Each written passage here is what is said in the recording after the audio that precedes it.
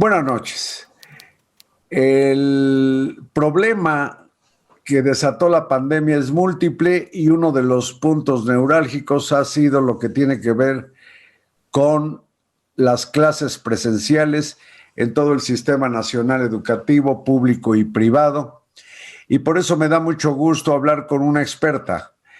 Ella es la doctora Alma Maldonado. Doctora, buenas noches. Hola, ¿qué tal? Buenas noches, Carlos.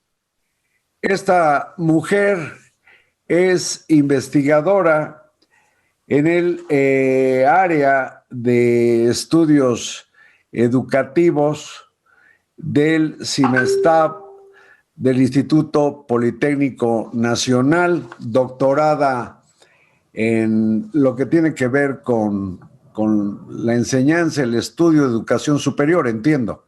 Sí, así es.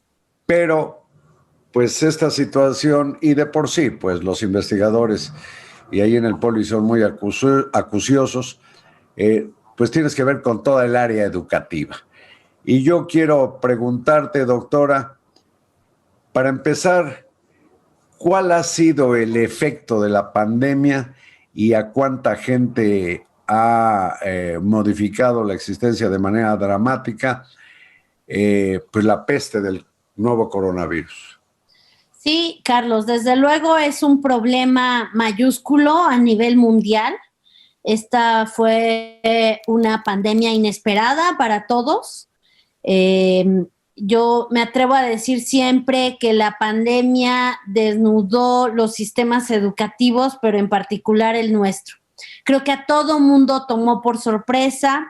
Claro que algunos países se fueron adaptando mejor y fueron encontrando soluciones y formas de sustituir la asistencia a las escuelas por algunos otros medios. En el caso de México, lamentablemente, pues se encontraron soluciones muy limitadas. Se encontró que la televisión era el medio más idóneo, dado que no todo el mundo tiene acceso ni dispositivos, acceso a internet y conectividad. Entonces, la televisión fue el medio. Desafortunadamente los programas quedaron muy limitados, son de muy baja calidad, no hubo una inversión verdadera para, bueno, si solo quedaba el recurso de la televisión, pues poner toda la carne en el asador que se pudiera para hacer los mejores programas posibles. Hoy en día, parte de la pregunta que nos hacemos muchas personas que estudiamos educación es, ¿quién sigue viendo los programas de la televisión? ¿No? Se sabe de casos, de experiencias de niños y niñas que ya no quieren ver los programas. Y por otro lado, el gobierno mexicano no implementó programas de acompañamiento, formas de apoyar a las profesoras y a los profesores para que pudieran estar en contacto con sus alumnos, para que pudieran tener otras vías de comunicación.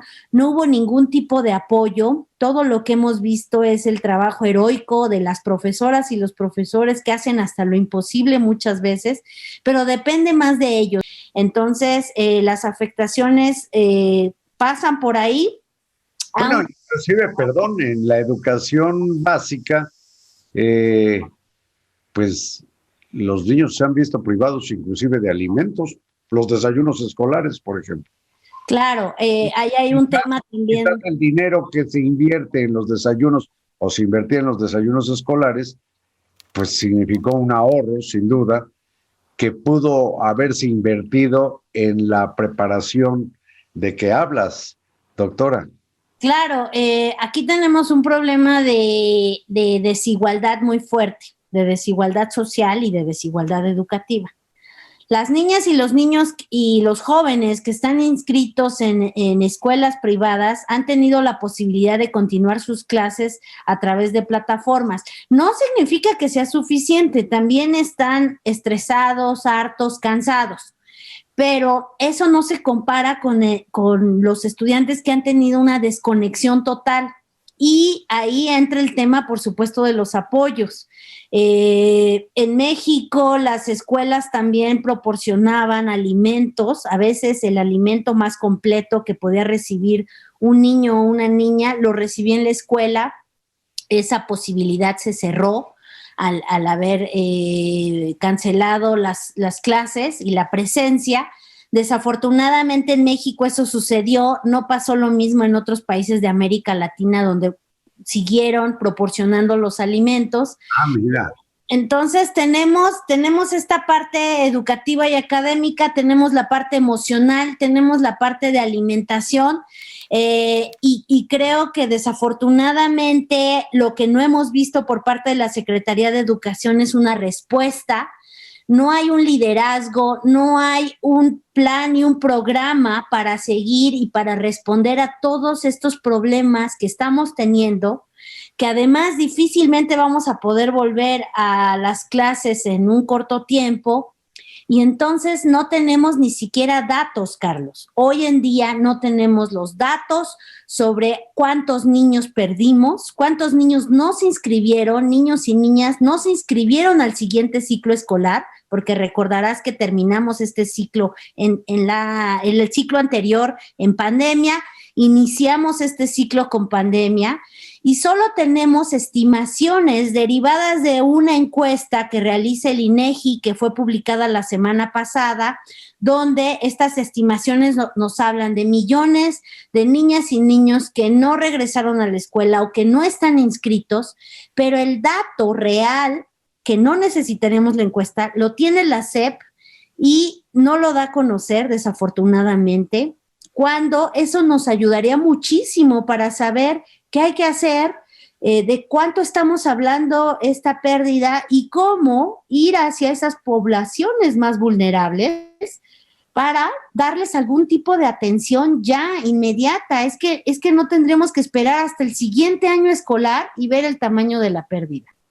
Bueno, esto que mencionas me hace pensar en lo que parecen ser tumbos o decisiones que quién sabe de dónde surgen para, por ejemplo, desde hace varios meses insistir en que las clases empezarán, por ejemplo, en Campeche, clases presenciales. Para eso inclusive se destinaron casi 20,000 vacunas a profesores. Y después que si todos los adultos mayores en marzo, que si no, que en abril, cuando no se terminó ni siquiera con el primer escalón, que era el personal médico, del que faltan casi 700,000 personas de los servicios públicos y privados de salud, por ejemplo, de vacunarse. Entonces parece ser que se está dando tumbos y ya se habla de que después de la Pascua se precisará cuándo empiezan las clases presenciales, pero si no hay diagnóstico, pues el pronóstico parece ser una suerte de lotería. Bueno, hoy deberíamos de tener, Carlos, ya preparada la Secretaría de Educación. Tendría que tener un examen diagnóstico que va a ser aplicado a todas las niñas y los niños y los jóvenes para saber en términos de aprendizaje dónde estamos, dónde se quedaron, quiénes son los más rezagados, porque la encuesta del Universal del día de hoy nos señala que los padres y las madres de familia consideran que la educación que se obtiene en línea es deficiente o mala, muy mala. Entonces, creo que es claro que la educación es de menor calidad, ha sido por más tecnología que haya sido empleada, pero entonces sí necesitaríamos saber dónde estamos para después saber qué vamos a hacer. Y claro, aquí entraría el tema de revisemos las experiencias internacionales. ¿Qué nos dicen para hacer un mejor regreso? Sí, claro, ver qué es lo que se ha experimentado en otras naciones, pero aquí también lo que creo que debiera admitirse sin tapujos es precisamente con base en un diagnóstico, decir qué niños de qué escuelas, por desgracia, casi seguramente públicas, pero también privadas, pues de plano deben dar por perdidos los ciclos escolares, porque el año pasado se afectó todo un trimestre Y luego se abrió un ciclo, pues, por pues estas clases por televisión o por aparatos electrónicos, cuando no todo el mundo tuvo acceso, y además con programas viejos, con poco interés, es lo que parece reflejar este problema. Pero dices que hay que tomar en cuenta experiencias. Aquí en México las ha habido, por ejemplo, en escuelas privadas de Nuevo León, en algunos otros lugares en escuelas públicas, en creo San Luis Potosí, abrieron las escuelas de un ayuntamiento y de manera, ipso facto, las paró en seco la autoridad educativa del Estado. Es decir, no se permite ni siquiera la experimentación de talleres. Y es lo que urge. Urge realmente tener información, saber cómo se están comportando, qué es lo que funciona, qué es lo que no funciona, contrastarlo con otros lugares donde se han abierto las escuelas y ahí tomar las mejores prácticas. Y también por eso necesitamos experimentación y saber qué sucede en el contexto mexicano, porque obviamente hay otras realidades. Me parece que eso sería indispensable y tener la información clara y precisa, los datos, pero es justamente con lo que no contamos.